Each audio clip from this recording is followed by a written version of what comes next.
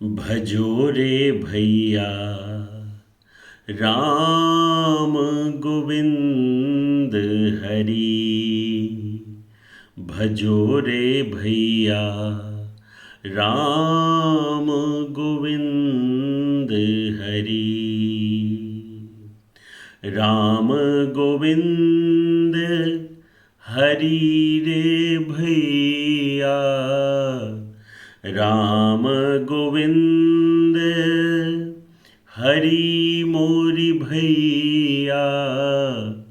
भजो रे भैया राम गोविंद हरि। भजो रे भैया राम गोविंद हरि। नमस्कार साथियों, मैं हूँ सुशील और स्वागत कर रहा हूँ सुशील संवाद में। साथियों, आज एक बार पुनः सदगुरु कबीर साहब जी का एक भजन भजो रे भैया राम गोविंद हरि लेकर उपस्थित हूँ। इस भजन का विश्लेषण करेंगे और सीखने का प्रयास करेंगे कि इस भजन में सदगुरु कबीर साहब जी क्या संदेश देना चाहते हैं। दरअसल बात ये है कि नाम की बहुत महिमा है। वो कहते हैं ना कि राम न सकहि नाम गुण गाई, कहो कहाँ लगी नाम बराई, राम न सकहि नाम गुण गाई। इस नाम की बहुत महिमा है, जो कि राम जी भी उस नाम की महिमा का गुणगान नहीं कर सकते। इस नाम में इतना शक्ति है, इस नाम में इतना शक्ति है कि प्रभु राम भी उसका गुण नहीं गा सकते। तो सदगुरु कबीर साहब जी कहते हैं कि भजो रे भैया राम गोविंद हरि। भजो रे भैया राम गोविंद हरि। राम जी, गोविंद जी, हरि। राम कौन है? दरअसल राम मर्यादा पुरुषोत्तम आदर्श पुरुष का एक प्रतीक है। सदगुरु कबीर साहब जी भगवान के नाम की महिमा को याद दिलाते हैं। राम गोविंद हरि, ये तीन शब्द भगवान के विभिन्न रूपों का संदर्भ देते हैं। भगवान राम, जो कि आदर्श पुरुष और धर्म के प्रतीक माने जाते हैं। गोविंद कहें, कृष्ण कहें, माधव कहें, बहुत से नाम हैं प्रभु के। भगवान श्री कृष्ण का नाम जो भगवान विष्णु के अवतार माने जाते हैं और जिनकी उपासना में भक्ति की विशेषता है। और हरि, हरि तो स्वयं विष्णु का ही नाम है। भगवान विष्णु का एक अलग नाम है जो संसार के पालनहार माने जाते हैं। इस भजन में सदगुरु कबीर साहब जी संदेश दे रहे हैं कि हमें भगवान के इन पवित्र नामों का जाप और ध्यान करना चाहिए, क्योंकि यह हमारे जीवन को शांति और सुख प्रदान करता है। वे लोगों से यह अपील करते हैं कि भगवान के नाम का सुमिरन करें और जीवन की सही दिशा में चलने के लिए भक्ति का मार्ग अपनाएं।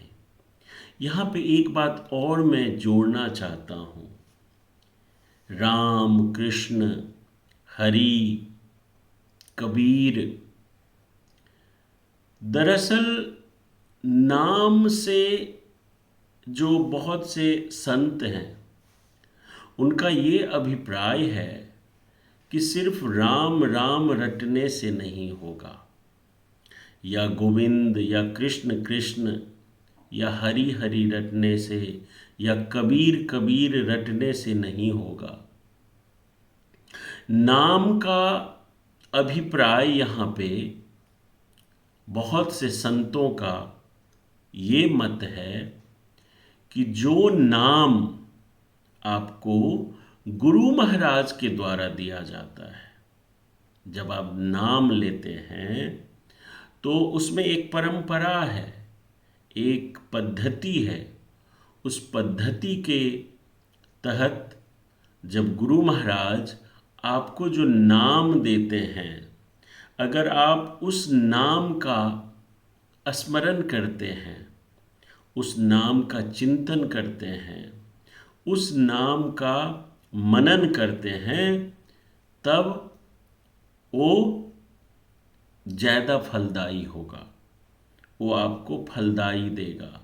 और एक बात मैं यहाँ पे जोड़ना चाहता हूँ, जो नाम होता है जो गुरु महाराज आपको देते हैं, उस नाम से आपकी ध्यान प्रक्रिया में काफ़ी सबल मिलता है, वो आपको सबल बनाता है। क्योंकि नाम जैसे ही आप ध्यान करते हैं, नाम जब आप रटते हैं, तो उस नाम, हर एक जो भी संत महात्मा हैं वे कहते हैं कि नाम का उच्चारण नहीं होना चाहिए, जुबां पे नहीं आनी चाहिए, इस जिह्वा से उस नाम को बोला नहीं जाना चाहिए।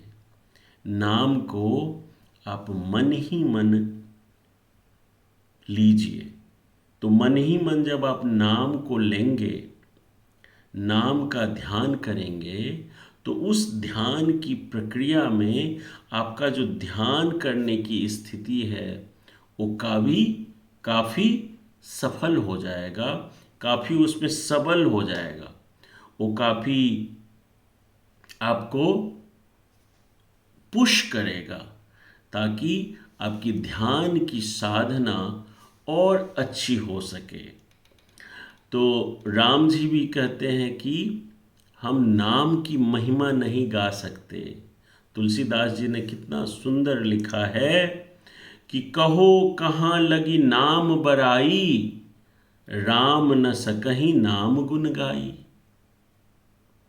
जो राम जी हैं वो भी नाम के गुण को नहीं गा सकते, इतनी महिमा है।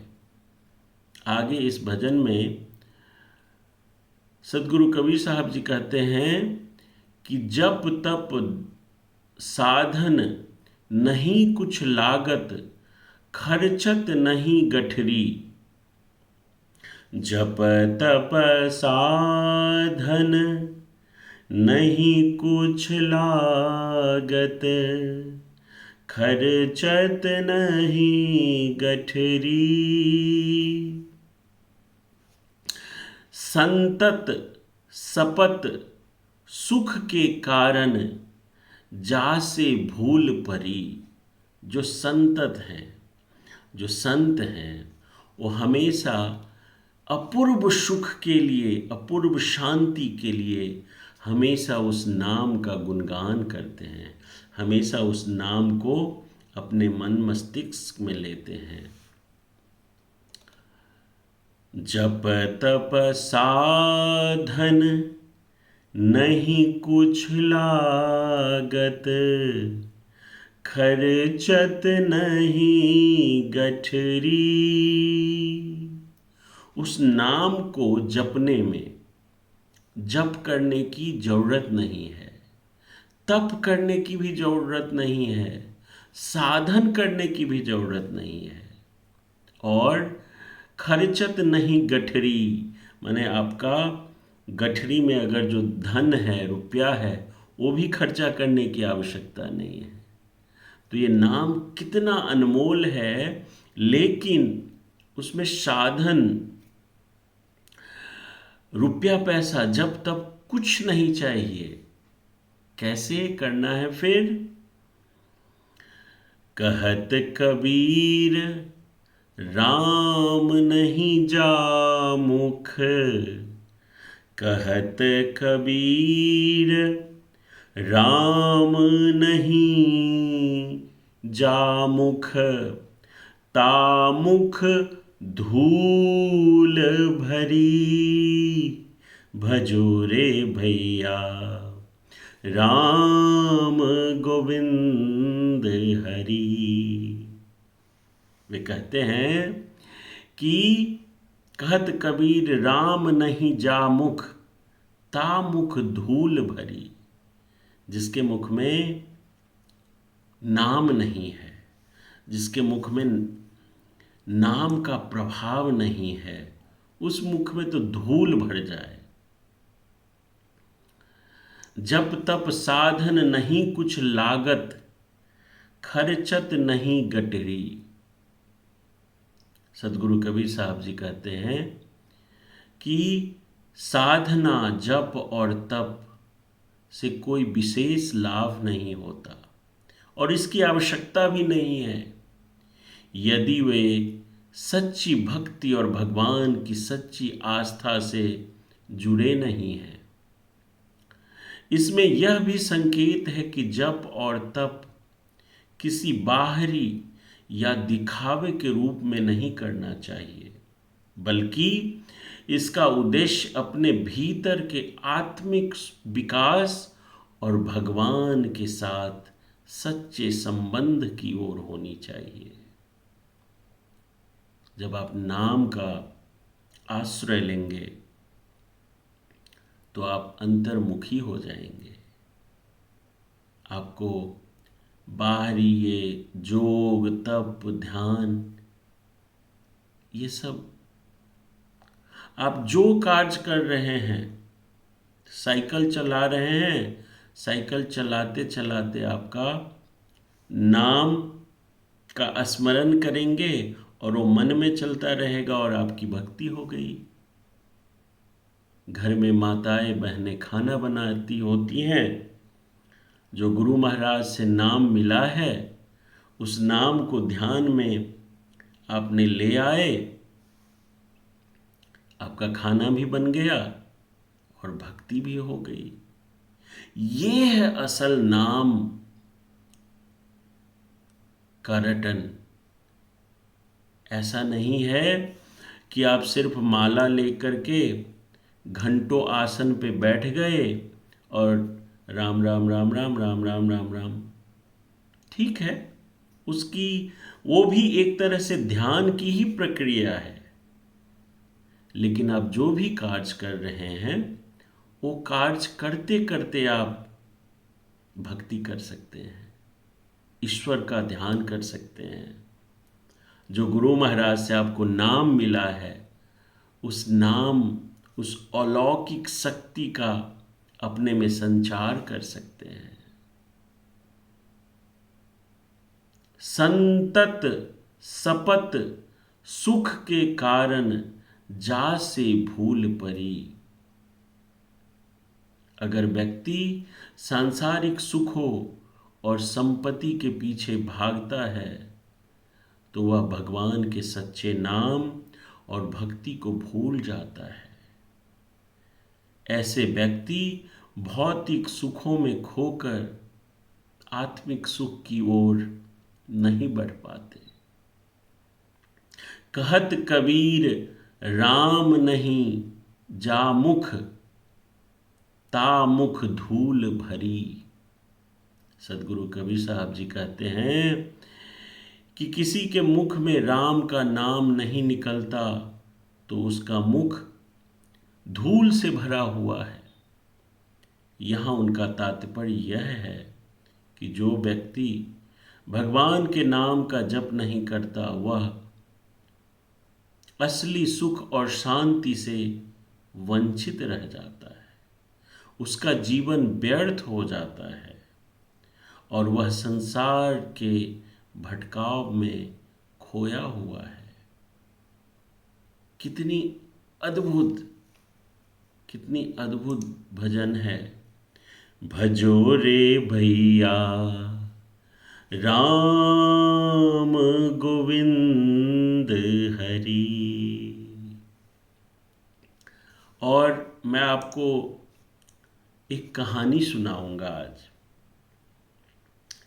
उससे पहले तुलसीदास जी नाम की महिमा को गाते हुए,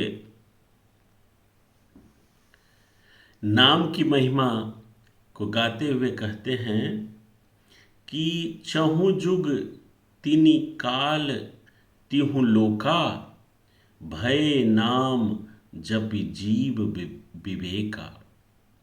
चारों जुग, तीनों काल और तीनों लोकों में नाम जपने से जीव का शोक मिट जाता है और वो विवेकी हो जाते हैं।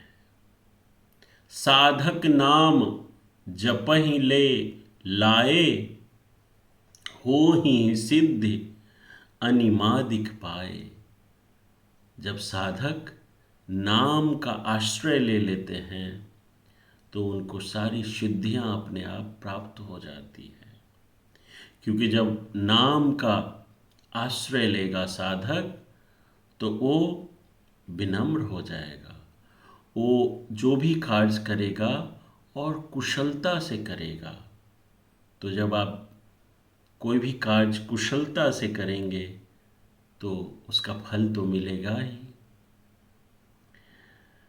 राम नाम को कल्पतरु कली कल्याण निवास, जो सुमिरत भयो भागते तुलसी तुलसीदास।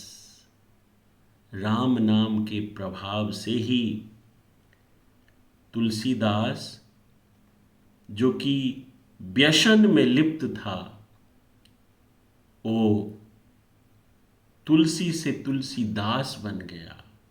और आज सब तुलसीदास जी को भक्त शिरोमणि के नाम से जानते हैं। ये नाम का ही प्रभाव है। साथियों, मैं अपना एक कहानी सुनाना चाहता हूँ। मैं करीब 8वीं कक्षा में पढ़ता था और बाबूजी हमारे गांव से काफ़ी दूर रहा करते थे। एक दिन की बात है, बाबूजी के साथ मैं भी 8वीं कक्षा में पढ़ने के लिए उनके पास ही चला गया। गर्मी का मौसम था।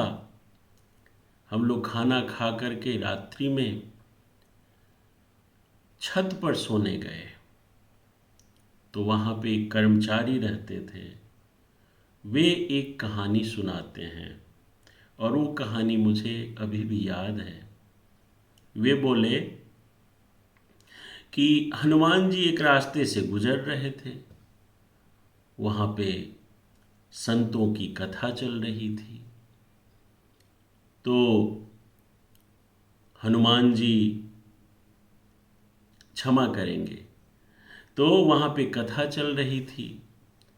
तो वहाँ पे एक लेबर, जो कि दिन भर काम करता है, दिन भर मजदूरी करता है, कुदाल चलाता है, फावड़ा चलाता है, और बहुत मेहनत करने के बाद वो मजदूरी करके घर में आता है, खाना खाता है और सो जाता है। तो जब कथा सुना कि भगवान का नाम गुणगान करना चाहिए, नाम का रटन करना चाहिए, तो अगले दिन वो महात्मा जी से जब काम से वापस आ रहा था, जा कर के बोला कि गुरु महाराज, मैं तो लेबर आदमी हूँ, मजदूर हूँ, टाइम ही नहीं मिलता, सुबह सो के उठता हूँ, कुछ नाश्ता जो बनता है वो खा के और काम में चला जाता हूँ, शाम को घर आता हूँ, फिर खाना बनता है, खाता हूँ, इतना थका होता हूँ कि नींद आ जाती है, सो जाता हूँ। मैं कैसे भक्ति करूं? मैं कैसे नाम उच्चारण करूं? तो महात्मा जी कहते हैं कि बेटा, नाम के लिए कोई जप तप करने की आवश्यकता नहीं है। तुम जो भी काम करते हो, मजदूरी करने जाते हो, उसी टाइम अगर भगवान का नाम लोगे तो भी भगवान प्रसन्न होंगे। ये बात उस मजदूर को समझ में आया। सुबह सुबह लोटा लेकर के नदी दूर जा रहा था, लैट्रिन करने बैठा और भगवान का नाम उच्चारण करने लगा लैट्रिन करते करते। साथियों, पहले आजकल शौचालय की सुविधा हो गई है। पहले के समय में खास करके गांव देहात में तो नहीं था सुविधा। गांव देहात में लोग सुबह सुबह लोटा लेकर के बाहर ही जाया करते थे। तो चला गया बाहर और एक झाड़ी के पीछे लैट्रिन भी कर रहा है और राम राम राम राम बोल रहा है। हनुमान जी प्रकट हुए, बोले कि इधर कौन भगवान का भक्त है? तो हनुमान जी देखते हैं कि एक व्यक्ति जो कि लैट्रिन कर रहा है और राम राम राम राम, ये तो बड़ा अनुचित कर रहा है। तो गदा लिया और उसको एक गदा मार दिया पीठ पे। देखिए नाम का प्रभाव। फिर क्या होता है, उसको समझा के डांट के चले गए हनुमान जी। लेकिन जब हनुमान जी गए राम जी के पास, तो राम जी दर्द से छटपटा रहे हैं। हनुमान जी बोले, प्रभु क्या हुआ क्या हुआ क्या हुआ? तो जब राम जी का कपड़ा से पीठ उठा करके देखे तो पीठ पे गदे की निशान, पूरा लाल हो चुका था पीठ और दर्द से कराह रहे थे। राम जी बोले कि तुमने एक भक्त को आज अपमानित किया, जा करके उससे क्षमा मांगो, तभी तुम्हें माफ करूंगा। हनुमान जी दौड़ते दौड़ते दौड़ते उस मजदूर के पास जाते हैं और मजदूर से कहते हैं कि भाई माफ करो, तुम्हारा स्थान मेरे से भी ऊपर है, प्रभु राम जी बुलाए हैं। फिर हनुमान जी उस मजदूर को राम जी के पास लाते हैं। दोनों के आंखों में अविरल अश्रु बह रहे हैं, गले मिले। अपने बगल में प्रभु राम ने उस मजदूर को बिठाया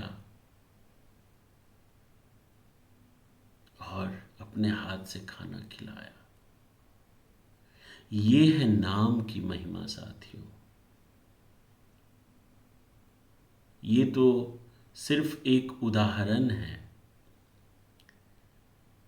वास्तविक रूप से हम आप सब लोग इतने सांसारिक चीजों में उलझ गए हैं कि असल भक्ति क्या है, ये हम आप लोग नहीं समझ पाते हैं। इस चकाचौंध के दौर में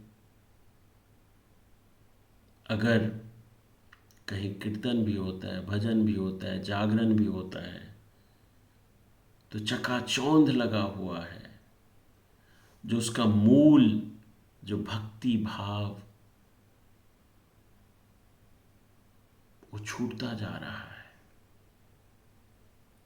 इतने बड़े बड़े लाखों करोड़ों रुपया लगा करके कीर्तन भजन जागरण तो हो रहे हैं, लेकिन वहाँ से प्रेम, करुणा, वात्सल्य दूर होता जा रहा है। इसी के साथ मैं आपसे विदा लेता हूँ। मिलते हैं किसी और वीडियो में। नमस्कार।